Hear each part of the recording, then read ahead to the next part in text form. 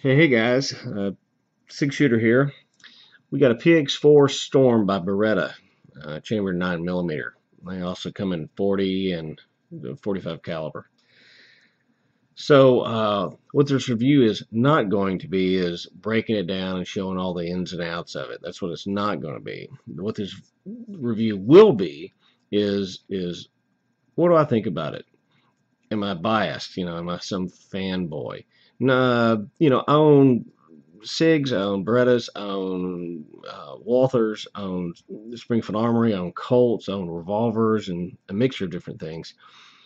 And I keep coming back to this Beretta over and over and over again. And I think there's something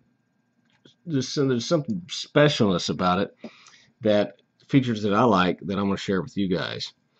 Couple things just real quick in case you're not familiar with it. We'll go over them really fast, and some of the basics is one thing that this thing is it is Italian. It is an Italian race car, and you can see these lines that are coming here, how the front of the weapon's got a downward angle to it.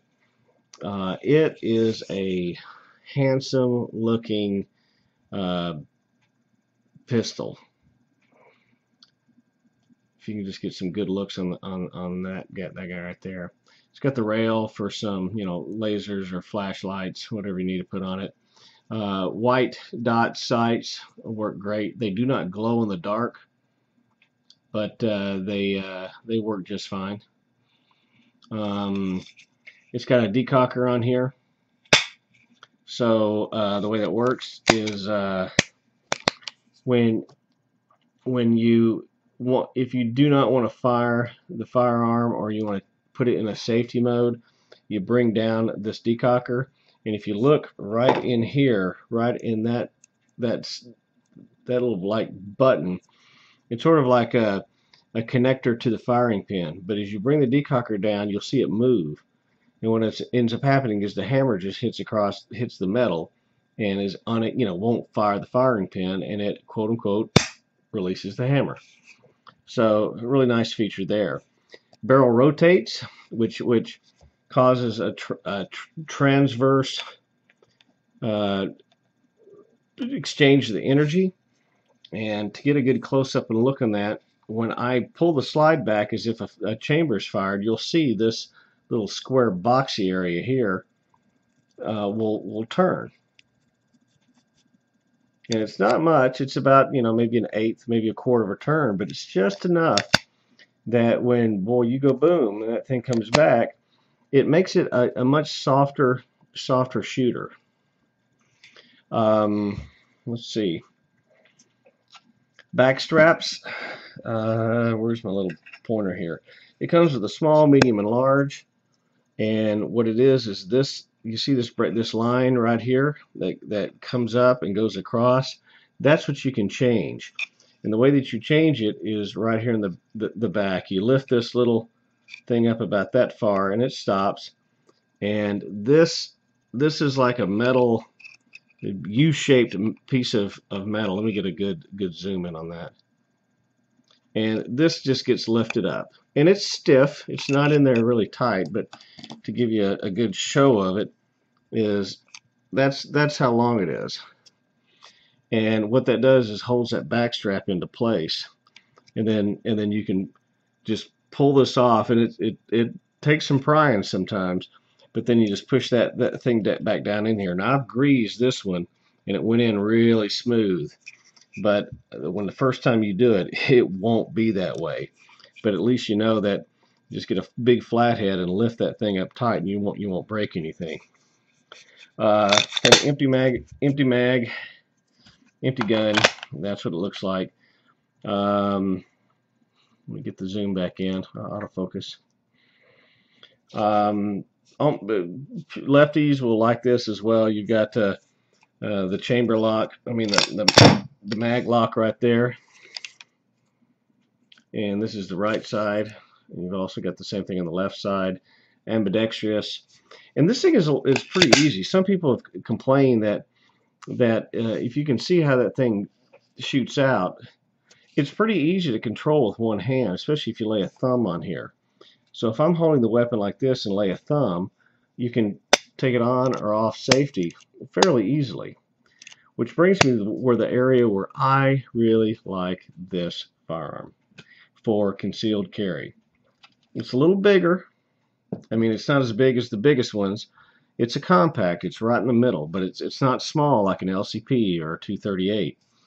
But let's talk about that for those that may be new to concealed carry, think about concealed carry, or like me, safety, safety, safety. You can never be too safe with firearms, but they've got to be useful as well. And statistically, I believe the chances of a firearm accidentally going off with me just carrying it is probably higher than me actually having to use it in a defensive situation. That's just my take on it. Well, what this Beretta shines at compared to a lot of others is, like, I know that Glocks are, and they're striker fires, but you've got this really long trigger pull on a double action firearm. Even the LCPs are double action. And what that does, at least for me, in my opinion, is that long pull, you've got that ability in particularly in a defensive situation where you can get a lot of gun movement, and if you've been at the range enough, you know that a small amount of gun movement really affects your accuracy, tremendously. Well, what makes this thing great is so let's take a scenario. So I've got a bullet in the chamber. I've got a full magazine in here, and I'm carrying it just like this. Well, guess what? It won't fire. Not at all, because the safety's off. But what makes this nice is when I take the safety off, I can fire this weapon by, guess what? Pulling the trigger.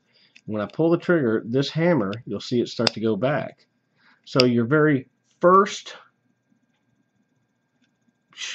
shot is a full double action. Now, obviously, the hammer will come back. You'll pull the trigger all the way. The hammer will fire. The slide will go back, and then every one after that is single action. So you've got a much shorter trigger draw. So that, to me, is a great feature, particularly for safety, particularly for me in concealed carry, because I can decock it, I can carry it just like this, and I'm almost accident free, barring something crazy going on. But so I'm driving my car, I'm traveling somewhere, I park my car and I go, okay, maybe I'm getting gas in an unsavory neighborhood or whatever. Well, I'm just going to reach in there, and like I said, this is my way of doing it, and I'm going to take it off safety. Right now, this, it's not cocked and locked. It doesn't have to be, because I can pull it out, and that first shot is going to be a double action, and it will fire the weapon. Now, obviously, when I pull this back, you'll see the trigger move. Now I'm in full single action. Yeah, I could be in that way too, but this could be bumped or something to that nature, and it's just more chances of problems happening, at least for me.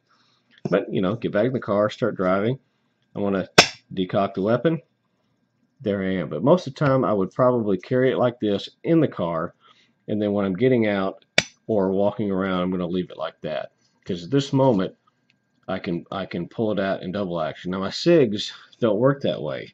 Now, there are safety mechanisms in it, but it's cocked and locked, and you got to have that safety on. In this case, I don't have to have the safety on. I can have the safety off and pull it that way. So it's a nice feature that your first shot will be double action in this mode. Now, you could put the first shot in single action by just pulling the hammer back, but in this mode, you've got full double action. If you want to be extremely safe, bring it down, and there's nothing that'll fire the weapon. I like that. That is one of my favorite things about this for me, of how I would carry it and how I would shoot it. I've watched a lot of other videos, and a lot of folks are just, they really want to be able to pull that weapon and fire it immediately. And that may be a situation that they need to do that. For me, I just don't see myself having to be that way. I mean, I've lived a long life and I've never had to draw a firearm on anybody yet. And sure, there's that, boy, that one time I wish I'd have been prepared and ready and blah blah blah. Well, I got the CHL. I've gone through the thing. I'm ready now. Now I've got one. But it's responsibility and being smart, and it's always better to walk away. Matter of fact, it's always better to run away than to go into the hostile situation. But that's a different philosophy, right? This is just mine. I'm just trying to be an adult, wise, and saying, if I get put in that situation where I do have to pull this, when I pull it, guess what? I'm going to use it. I'm not going to aim it. I'm not going to threaten it. If I pull this thing out, it will be fired. That's my firm belief of what I'm going to have to do. And this right here makes me feel a lot safer for all the times that I'm not doing it. So anyway, that's the highlights of the Beretta. Let me go over some things, what I call lasers and holsters. I've got a couple holsters, some inside the waistbands. I've got this one. I think the name's Phobos. Maybe you're pronouncing that wrong, but this one, instead of being the full cavity, it's got like a little breakaway in it, and I like it because you can go straight in it, or you can just pop it in there like that. And this one's made for the full size Storm, and you can see there's a little bit of gap in there. And this is the compact, but if I shake that thing really hard, it doesn't pop out. And this strap, boy, you really got to kind of stretch it up and push really hard to get that thing to pop on. But because of the amount of tensions there, if this paddle holster, it's pretty easy just to pop it right off and then just pull, this way, and it's out pretty fast. So this is one, if you're at the range, you want to carry it as a or anywhere else that you want to have it exposed. This is one I like. The other part about it is you can put a laser on the Picatinny rail. Now I bought one of these, this one particular from eBay. It's some cheapo one. It's a little taller than I'd like, but the problem is with this Beretta is I tried the low profile, and I'm going to zoom in on this guy, and the low profiles, unless they're specifically made for this, like the generic cheapos, don't work. And this is why. This area right here is a lot wider than a lot of the other firearms. It's because of that Italian look. And they may be low profile, but it's the length. It's the length that'll kill, it'll bump up against this area and not work. So I got this guy right here, and it pops on. It pops on just like that. And this one's only got one slot to put it through. So when you put this guy on here like this, and you run that, it's got to go through that one slot. Now, what I found about these cheapo lasers is hey, I'll turn it on here. You can see it light up. They work pretty good. But what I found is when I store the gun, and then I come back later on, they're always just a little bit off. They're not perfect.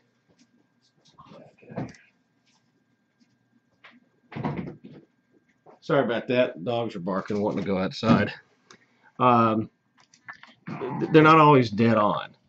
So, it's a novelty for me. I like to go on the range and see if I shoot well, and I use it to just line it up. And, as I'm holding the pistol, do I shake? Do I move around at 7 yards and 15 yards? Am I stable when I'm holding it, et cetera, et cetera? It may be useful in the nighttime, and it's pretty easy just to hit that button and turn it on. But, $25, hoorah. Now, I've never shot with a very, very, very expensive laser or anything over $30, so I don't know if those do a whole bunch better. But if you're interested in getting one of those lasers, that's the pros and cons to it. But once again, I pull this holster back, and pop it in there, and it's a nice fit. Bring this guy over. I can take it to the range, put the paddle in the side, and it'll hold it fairly well. So anyway, try it out. If you get the chance to go to the range, or you go down there to the to purchase a gun, and you don't see a whole lot. And over there sitting some of these Berettas that look so much different than all the others because of all the lines.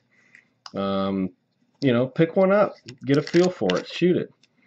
The more I've shot this thing, the smoother it's become. It's this one compared to a lot of my other firearms. It's like the difference between a Swiss Army watch that's well oiled. It just feels that way, really precise, really dialed in, very smooth. You know, a lot of engineering precision. Even when you pull the slide back, it has a nice sound to it. You know, it just really just feels good.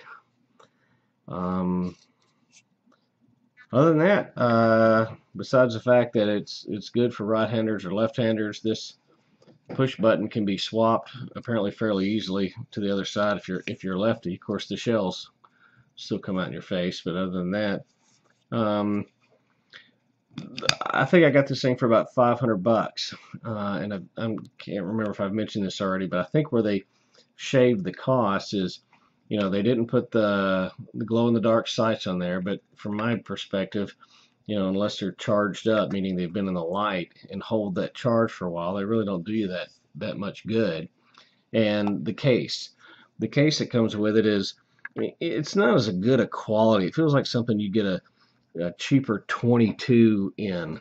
So you may want to end up buying an aftermarket Pelican case or you know, a good range bag to carry it in, because it's just it just feels kind of, you know, looks kind of chintzy. And you probably watch some videos of some guys doing that with an unboxing of the Storm. So anyway, that's my 2 cents, folks. I hope this was useful for you. And like I said, be safe and keep shooting. Take care.